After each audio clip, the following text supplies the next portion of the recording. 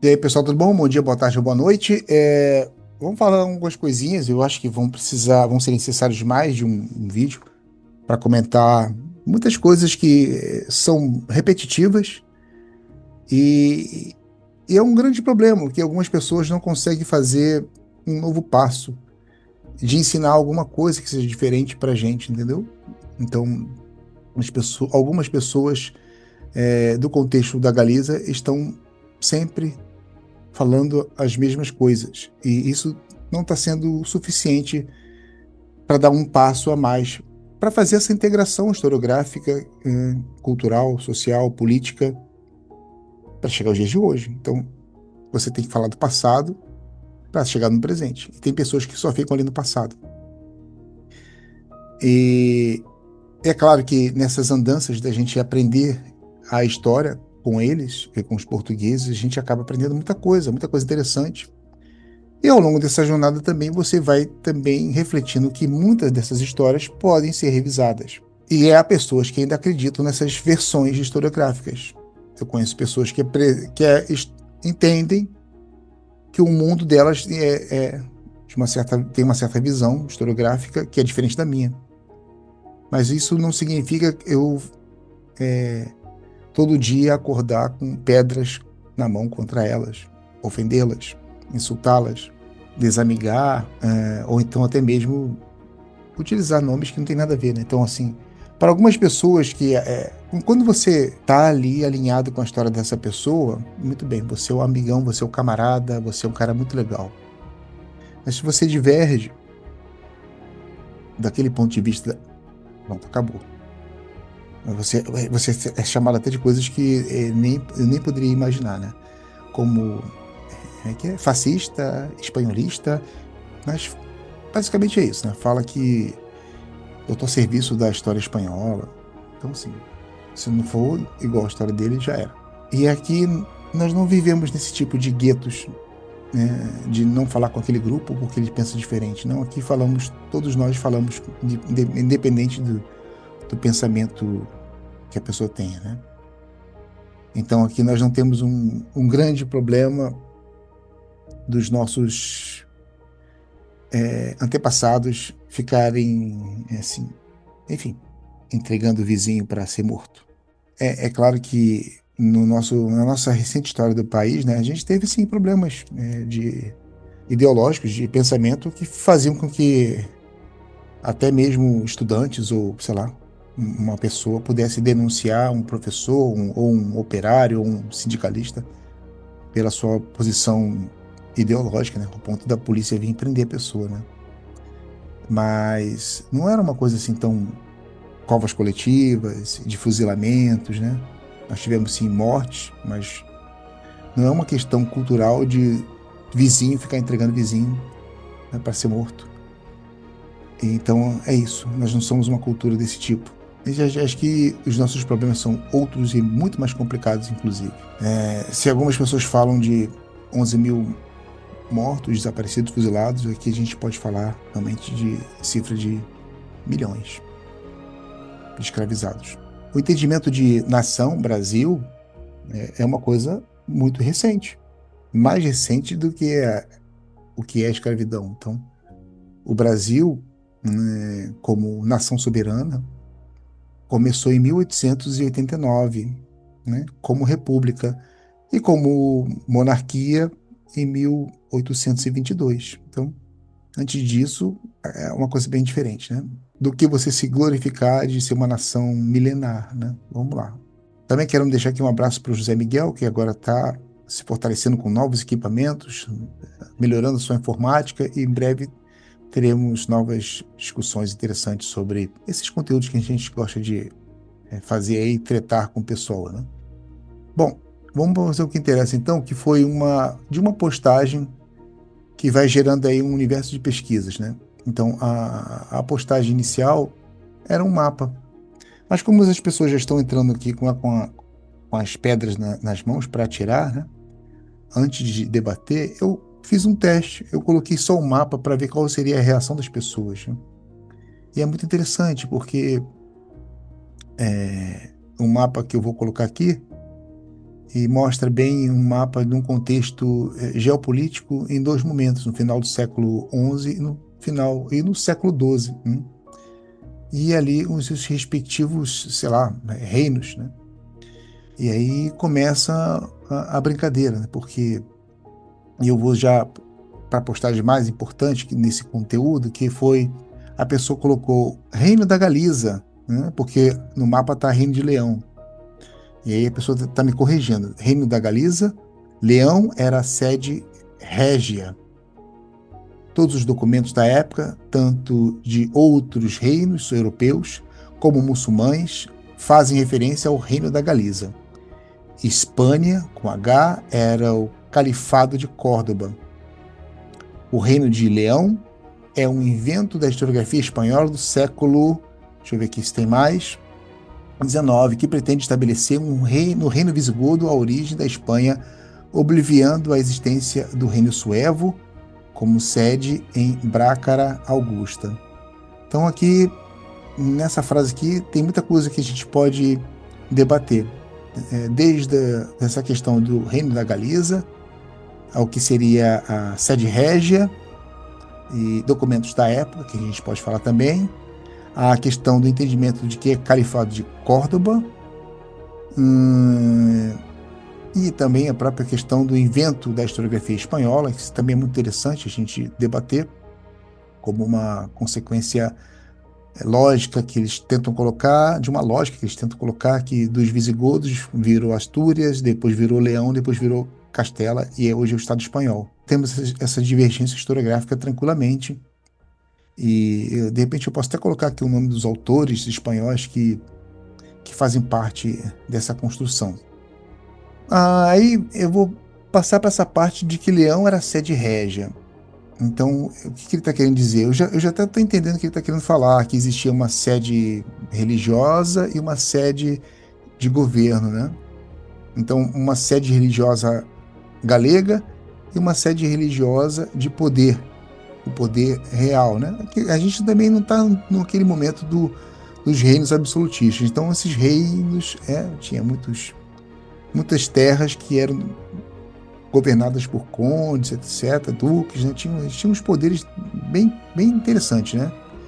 E os reis dependiam muito dessas pessoas. Mas, enfim,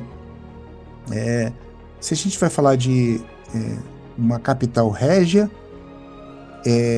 então nós estamos dizendo que os leoneses eram galegos, com sede em Leão, já nesse momento, e que Santiago era a sede religiosa.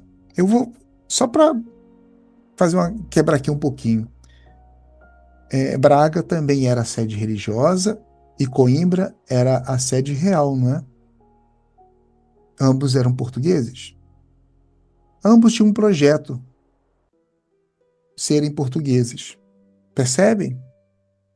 Eles não se separaram.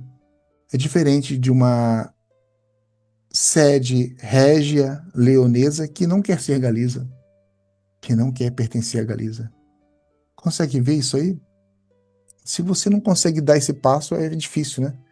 Essa parte 1 que eu separei seria mais ou menos a divergência entre Galécia e Galiza, né? Então eu aportuguesei a forma de falar, porque a ortografia está com 2 L's e esse ditongo latino, né? Então tá Galaécia. Então, nesse primeiro ponto, nós temos uma realidade histórica de uma província que é romana e que depois passa a ser um reino suevo e depois um reino visigodo. Apesar de que muita gente negar a existência da Galécia visigoda durante 126 anos. Isso é muito triste, as pessoas negarem isso tudo e fingirem, né? Elas deixam um vácuo e só voltam a falar da Galécia quando ela já entra num processo de reinos cristãos, né? Mas o termo Galécia surgiu daquela província do Império Romano, que ela vai ser reorganizada a partir do século III e vai abranger vastos territórios do noroeste da Península Ibérica. Então aqui nós temos depois, com o tempo, vai tendo a mudança de poder, né? Os romanos saem do campo e entram um novo time, que é a instalação do Reino Suevo, né? Que muita gente vai dizer que foi a partir de 410, 411, mas nós já, já provamos aqui que não foi bem assim a história. Com a instalação desse reino suevo no século V, a Galécia passou a designar não apenas uma divisão administrativa imperial, mas um espaço político autônomo, reconhecido inclusive pelas fontes eclesiásticas. Até aí, não tem problema nenhum. Inclusive, esse nome persistiu nas referências visigóticas e continuou a ser utilizado por cronistas eclesiásticos durante a Alta Idade Média. Beleza? Aí a gente pode ver como fontes como os concílios de Toledo e Braga. A distorção começa com a terminologia nas fontes medievais e modernas. E aí que é muito importante a gente ter cuidado ao consultar tradições modernas de textos medievais, sobretudo quando vamos buscar nas traduções em castelhano. Muitas vezes o termo original latino, Galaecia, é substituído artificialmente por Galiza ou Galícia, a forma de falar Galiza em espanhol, o que vai distorcer o sentido geográfico e político do termo antigo. Muita gente agora vai gritar, mas é isso que é verdade. Essa substituição pode levar a um anacronismo flagrante, projetando uma identidade contemporânea sobre uma realidade histórica muito mais ampla e complexa. Daí que é sempre importante cruzar os dados geopolíticos do período. Né? As pessoas lerem Galaéquia, pergunte em que território isso realmente se refere, em qual século estamos falando. Se está falando somente da parte da Galiza ou de algo muito maior, como que pode abranger o norte de Portugal, Astúrias e até mesmo Leão. Então, é importante sempre dar uma verificada nisso. Eu vou voltar nesse mapa que a gente colocou e o comentário que a pessoa colocou aqui, que é o Farruco, ele colocou que eu sou agente do PP do Vox no Brasil e por seus mapas de merda que insultam o reino da Galiza. Bom, primeiro que o mapa não é meu, o mapa foi tirado do Atlas da História Medieval e foi publicado em São Paulo pela Companhia das Letras no ano de 2007. Então, assim, se a pessoa tem alguma queixa, tem que reclamar lá com essa editora, né, e não comigo. Então, assim, é interessante porque eu estou colocando a fonte, né? Então, assim, eu não coloco simplesmente um mapa sem uma fonte, né? É porque fica difícil, né? A pessoa colocar um mapa que ela pode realmente ter feito, de repente o filho dele, a filha dele fez, né, em casa. E essa é a diferença. Então, tem uma fonte aqui. Agora, se a pessoa realmente tem divergência, ela pode aqui tranquilamente, de uma forma diplomática, de uma forma polida, divergir e opinar. Não tem problema nenhum a pessoa opinar, né? O que não pode, não está certo é isso. As pessoas, por acharem que não concordam, elas ofenderem, né? Isso mostra o grau de maturidade da pessoa, inclusive. Ou então, realmente, o que acontece em muitas membresias religiosas, quando a pessoa fica num grau de fanatismo tão forte e quando há o contraditório, né? Isso acaba se tornando insuportável para ela. Tá, vamos voltar aqui para a resposta original desse debate, que foi que a pessoa fala que é o reino da Galiza, na verdade não é reino de Leão, e que a sede régia, assim, era Leão. Então, existe a capital Leão, não era reino de Leão, e então era o reino da Galiza, beleza? Uma tradução moderna para esse território. E então eu perguntei qual é esse documento que você está se baseando. A pessoa responde, não respondeu. A pessoa não respondeu. Uma outra entrou na conversa e falou documentos árabes e da Vaticana e dos documentos dos francos. Ou seja, provavelmente ele está citando crônicas antigas, né? E não necessariamente uma publicação científica moderna, tal. Então ele tá se baseando em inscrições antigas. Tá, onde que eu posso consultar isso? Me dá aí o nome dessa fonte. Ninguém me deu. A pessoa simplesmente ela, porque de repente ela leu em algum momento, então alguém falou para ela, tá na fonte árabe ou na fonte franco, e ela acreditou, né? Só pode ser isso, porque ela não soube para mim passar aqui o que está escrito nessa citação. Aí uma outra pessoa, sei lá, ficou indignada, mandou para eu comprar livros ou ir a uma biblioteca. Tudo bem, eu posso ir comprar um livros ou uma biblioteca, mas essa pessoa tem que me dar o nome do livro, porque se é uma crônica, né, provavelmente alguém republicou essa crônica em alguma publicação moderna, porque senão não é toda biblioteca que eu vou encontrar isso, né? é muito simples, é só a pessoa falar, olha, tá no livro tal, do autor tal, tem essas citações que você vai encontrar lá, mas isso a pessoa também não teve o carinho de passar, né? Até que uma outra pessoa cita uns termos em latim, para comprovar que o reino de Leão, na verdade, era reino da Galiza. Tá mais ou menos assim. Ovetum urbis Galatiae, olim regia, fundata regnantis Loni, reg Galatiae, principes Galatiae, sede transtolerante regionem. É uma citação do Papa Honorius. Nesse momento, nem se falava mais Galéquia, o latim já não era mais o mesmo. Olha o perigo como está, até não só da tradução errada, mas também na pronúncia errada, né?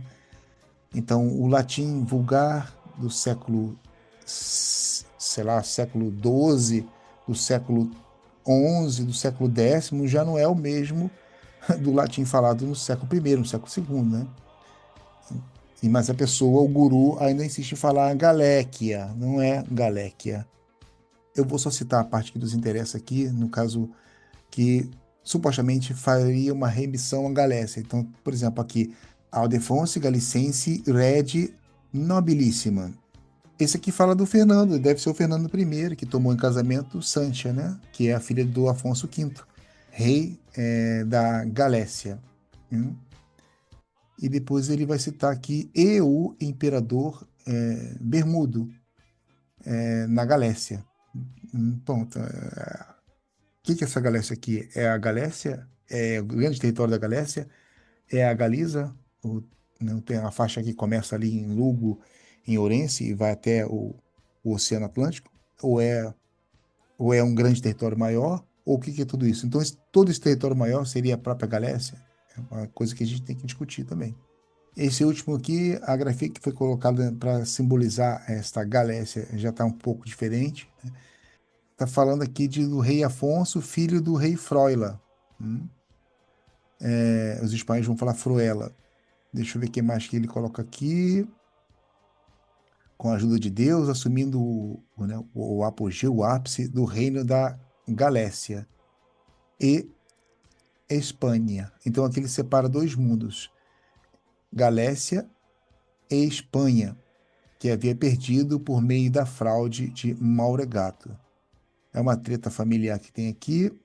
E aí depois vocês têm que procurar um pouco da história. Mas o importante aqui nesse momento é entender o que simboliza essa Galécia. Se é todo um amplo território, né, que já era conhecido pelos romanos, pelos suevos e pelos visigodos, ou se é uma faixa mais ocidental que hoje conhecemos como Galiza. Né? Aqui está a questão. Ele menciona que Redne Oveto. Ele fala aqui que aqui nesse momento a capital, o trono ficaria em Oviedo atual, que fica nas Astúrias. É muito interessante. Então, está querendo dizer aqui que se a gente comparar que a Galiza chegava até as Astúrias, então a gente pode dizer que os asturianos eram galegos. Seria mais ou menos isso. Bom, então é isso. Eu acho que eu vou ficar por aqui porque tem muita coisa para a gente diluir nesse tema e depois a gente vai conversando mais sobre esses assuntos, até mesmo porque eu já também separei várias frases em latim e eu vou fazer os comparativos que simbolizam cada fraseologia, cada termo que foi colocado nas crônicas. Já que as pessoas não citaram para mim um livro para procurar, eu fui procurar as fontes e aqui nós vamos ter a nossa própria interpretação do que significa esses termos ao longo do tempo. Valeu, um abraço, tchau, tchau.